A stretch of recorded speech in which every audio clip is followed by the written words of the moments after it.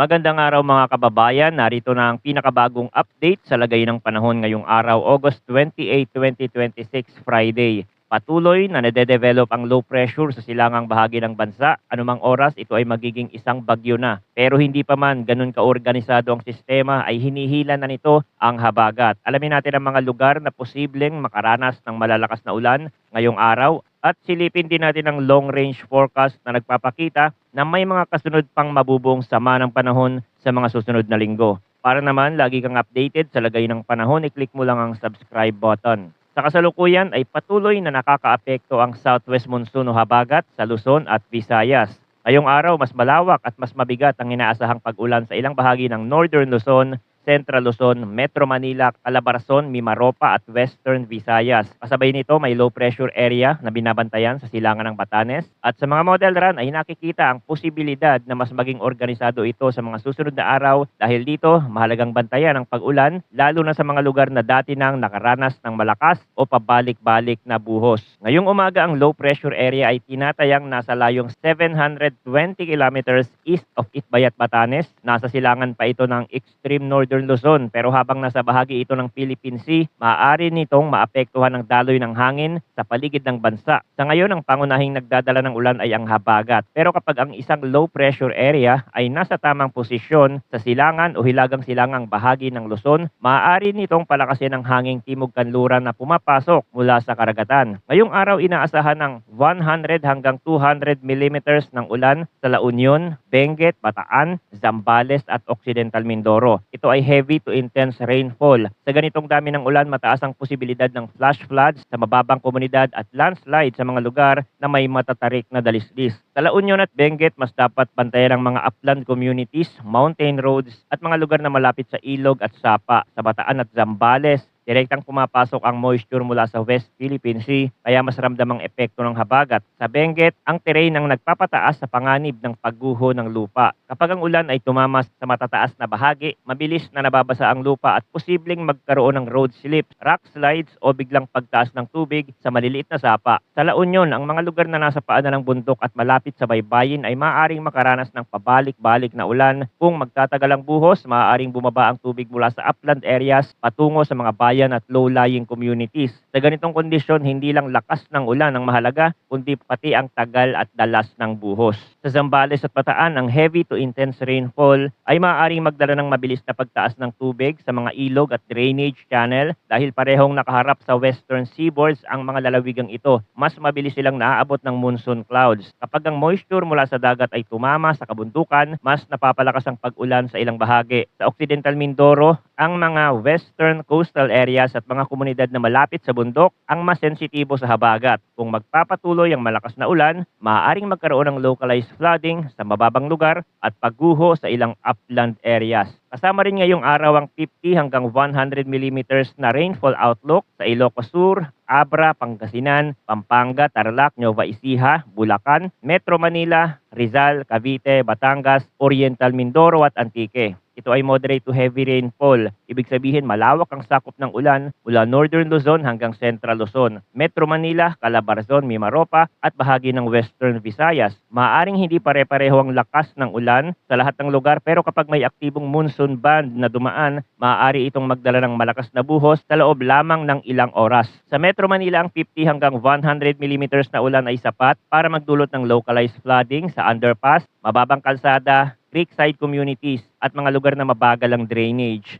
Maaaring may bahagi ng Kalakhang, Maynila na makulimlim lamang habang ang ibang lungsod ay makaranas ng malakas na buhos. Kapag ang ulan ay tumagal sa isang lugar, mabilis na mararamdaman ang epekto sa trapiko at sa pagtaas ng tubig sa ilang kalsada. Sa Rizal, Cavite at Batangas, ang mga lugar na malapit sa bundok, ilog, lawa at baybayin ang mas dapat bantayan kapag naging malakas ang ulan. Bukas, inaasahan pa rin ng 100 hanggang 200 millimeters ng ulan sa La Union, Benguet, Bataan, Zambales at Occidental Mindoro. Ibig sabihin, magpapatuloy ang heavy to intense rainfall threat sa parehong mga lugar na tatamaan ngayong araw. Ito ang mas dapat bantayan dahil kapag dalawang sunod na araw na may malakas na ulan, mas mabilis lumalala ang epekto. Ang lupa ay hindi agad natutuyo. Ang mga ilog at sapa ay maaaring mataas pa rin ng tubig at ang drainage system ay maaaring hindi na makasabay sa panibagong buhos. Sa La Union at Benguet, ang panganib ay nakatuon sa landslide, road slip at mabilis na pagtaas ng tubig sa mga sapa. Sa Zambales at Bataan, maaaring magkaroon ng flash flood sa mga mababang lugar at pagragasa ng tubig mula sa kabundukan. Sa Occidental Mindoro, ang matagal at pabalik-balik na ulan ay maaaring magdala ng pagbaha sa mga western coastal communities at mga lugar na malapit sa ilog. Kapag umulan ng malakas ngayong araw at muling uulan bukas, mas mataas ang tsansa na lumala ang epekto sa parehong mga probinsya. Kasama rin bukas sa 50 hanggang 100 millimeters na rainfall outlook ang Ilocos Norte, Ilocos Sur, Abra, Pangasinan, Pampanga, Tarlac, Nueva Ecija, Bulacan, Metro Manila, Rizal, Cavite, Batangas at Oriental Mindoro. Pagsapit ng Sunday, August 30, inaasahan ng 100 hanggang 200 millimeters ng ulan sa La Union, Benguet, Zambales at Bataan. Ito ay panibagong araw ng heavy to intense rainfall para sa ilang bahagi ng northern at western Luzon. Sa La Union at Benguet, ang paulit-ulit na buhos ay maaaring magpataas ng panganib sa pagguho ng lupa at biglang pagtaas ng tubig. Kasama rin sa Sunday rainfall outlook ang Ilocos Norte, Ilocos Sur, Pangasinan, Abra, Tarlac, Nueva Ecija, Pampanga, Bulacan, Metro Manila, Rizal, Cavite, Occidental Mindoro at Batangas kung saan inaasahan ng 50 hanggang 100 millimeters ng ulan. Ito ay moderate to heavy rainfall sa Metro Manila at karatig na probinsya. Ang pag-ulan ay maaaring magdulot ng pagbaha sa mga lugar na mababa at mahina ang drainage. Sa Occidental Mindoro, kahit bumaba sa 50 hanggang 100 millimeters ang range sa Sunday, mataas pa rin ang posibilidad ng epekto dahil maaaring nakaranas na ito ng mas malakas na ulan sa mga naunang araw. Sa forecast weather conditions, ang Metro Manila, Ilocos Region, Abra, Benguet, Zambales, Bataan, Tarlac, Pampanga, Nueva Ecija, Bulacan, Rizal, Cavite, Batangas, Oriental Mindoro at Antique ay inaasahang makakaranas ng occasional rains dahil sa southwest monsoon. Hindi ito nangangahulugan na mahina lamang ang ulan. Ibig sabihin may mga buhos na dumarating at lumilipas sa loob ng araw. May mga oras na maaaring titila pero maaari ring biglang lumakas kapag may panibagong monsoon cloud na pumasok. Sa Metro Manila, ang occasional rains ay maaaring magdala ng biglaang pagbaha kapag tumama ang malakas na buhos sa mga lugar na mahina ang drainage. Sa Ilocos Region, lalo na sa mga lugar na malapit sa baybayin at kabundukan, mas ramdam ang epekto ng habagat. Sa Abra at Benguet, mas mataas ang landslide concern dahil sa terrain. Sa Zambales at Bataan, mas direktang pumapasok ang moisture mula sa West Philippine Sea. Sa Tarlac, Pampanga, Nueva Ecija at Bulacan, maaaring maapektuhan ng agricultural areas, low-lying barangays at mga pangunahing kalsada kung magiging tuloy-tuloy ang ulan. Para sa natitirang bahagi ng Luzon at Visayas, cloudy skies with scattered rains and thunderstorm ang inaasahan dahil sa southwest monsoon. Mas kalat ang ulan dito kumpara sa mga lugar na may occasional rains, pero maaari pa rin itong maging moderate to at times heavy kapag may thunderstorm o mas aktibong ulap na dumaan. Hindi pantay-pantay ang magiging pag-ulan, maaaring may isang bayan na makulimlim lamang habang ang kalapit na lugar ay biglang tatamaan ng malakas na buhos. Kapag severe ang thunderstorm, posible pa rin ang flash floods at landslide sa mismong lugar na tatamaan. Para sa Mindanao, partly cloudy to cloudy skies ang inaasahan na may isolated rain showers or thunderstorm dahil sa localized thunderstorm. Hindi ito pangunahing dulot ng malawak na habagat tulad ng sa Luzon at Visayas, pero hindi rin nawawala ang posibilidad ng biglaang malakas na ulan sa ilang lugar. Ang localized thunderstorm ay karaniwang nabubuo kapag mainit ang paligid, mataas ang moisture at nagiging unstable ang atmosphere. Kapag naging severe, maaari itong magdala ng pagkulog, pagkidlat, pabugsong hangin at malakas na buhos na maaaring magdulot ng flash floods o landslide sa sensitibong lugar. Dumako tayo ngayon sa forecast, wind and coastal water conditions. Para sa Luzon, inaasahan ng moderate to strong na hangin mula southwest. Ang coastal waters ay moderate to rough na may taas ng alon mula 1.5 hanggang 3.4 meters. Ito ang mas sensitibong bahagi ng marine forecast dahil ang buong Luzon, lalo na ang northern at western seaboard, ay mas ramdam ang epekto ng habagat. Sa mga baybayin ng Ilocos Region, Pangasinan, Zambales, Bataan, Batanes, Mindoro at iba pang western coastal areas, maaaring maging maalog ang dagat, lalo na kapag may kasabay na thunderstorm. Para sa natitirang bahagi ng bansa, light to moderate ang hangin mula south to southwest. Ang coastal waters ay light to moderate na may taas ng alon mula 0.6 hanggang 2.1 meters. Mas banayad ito kumpara sa Luzon, pero hindi ibig sabihin na palaging payapa ang dagat. Kung may localized thunderstorm sa ibabaw ng karagatan, maaaring pansamantalang lumakas ang hangin at tumaas ang alon. Kaya kahit light to moderate ang general sea condition sa ibang bahagi ng bansa, posible pa rin ang biglaang pagbabago kapag may may makapal na ulap at malalakas na thunderstorm. Sa latest tropical cyclone threat potential na inilabas ng Pag-asa para sa week 1 mula August 27 hanggang September 2, walang tropical cyclone na kasalukuyang nasa loob ng Philippine Monitoring Domain. Gayunman, lumitaw na ang TC-like Vortex 1 sa loob ng PAR at meron itong high chance ng tropical cyclone development. Ibig sabihin, mataas ang posibilidad na ang binabantayang low pressure area or circulation sa loob ng monitoring area ay maging ganap na tropical cyclone kung magiging favorable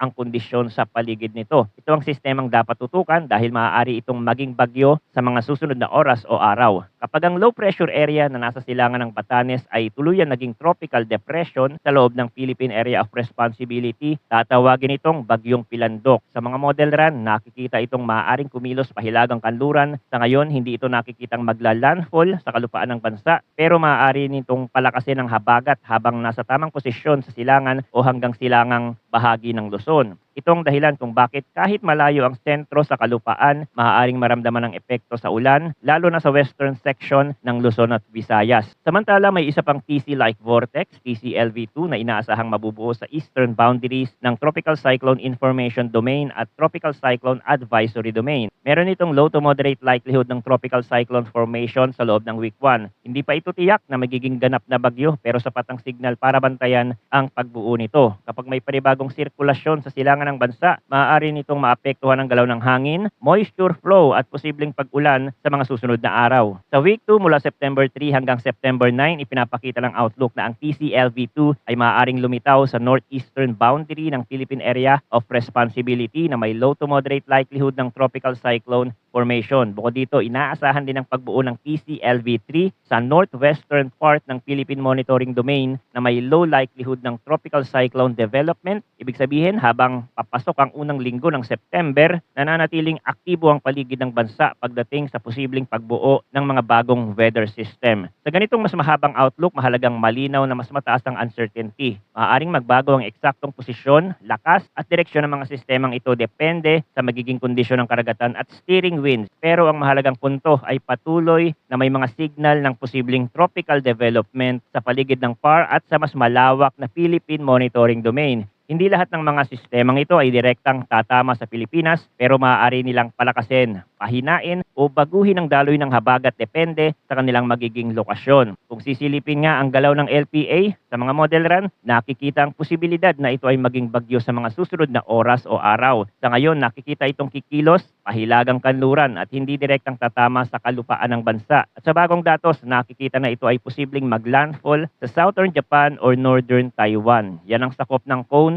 of uncertainty niya. Pero kahit malayo, mas malaki ang magiging epekto nito sa habagat kapag ang isang tropical cyclone ay nasa silangan ng northern Luzon o papunta sa hilagang bahagi ng rehiyon, maaari nitong hilahin ang hanging timog kanluran mula sa West Philippine Sea. Ang hanging yon ang magdadala ng karagdagang moisture sa Luzon at Western Visayas. At yung isa pang sistema sa may kanluran na maaaring mabuo sa mga susunod na araw, kung mangyayari ito, maaaring mas maging komplikado ang daloy ng hangin sa paligid ng bansa dahil may sistema sa silangan at may posibleng sistema sa kanluran. Kapag may ganitong setup, ang habagat ay maaaring maging mas aktibo, lalo na kung ang mga sistema ay nasa posisyon na maghihila ng moisture papasok sa bansa. Kaya habang papasok ang mga huling araw ng August at unang bahagi ng September, mananatiling mahalaga ang pagbabantay sa mga bagong weather disturbance. Sa mga susunod na araw, ang mahalagang bantayan ay ang tuloy-tuloy na moderate to heavy at heavy to intense rainfall sa La Union, Benguet, Zambales, Bataan at Occidental Mindoro. Ngayon at bukas, malakas na ang ulan sa mga lugar na ito at pagsapit ng Sunday ay mananatili pa rin ang heavy to intense rainfall sa La Union, Benguet, Zambales at Bataan. Kapag tatlong sunod na araw na may malakas na ulan sa ilang lugar, mas mataas ang posibilidad ng epekto kahit may mga oras na pansamantalang titila ang buhos. Manatiling nakatutok sa mga susunod na updates tungkol sa lagay ng panahon. Maraming salamat sa inyong panonood at mag-ingat po tayong lahat.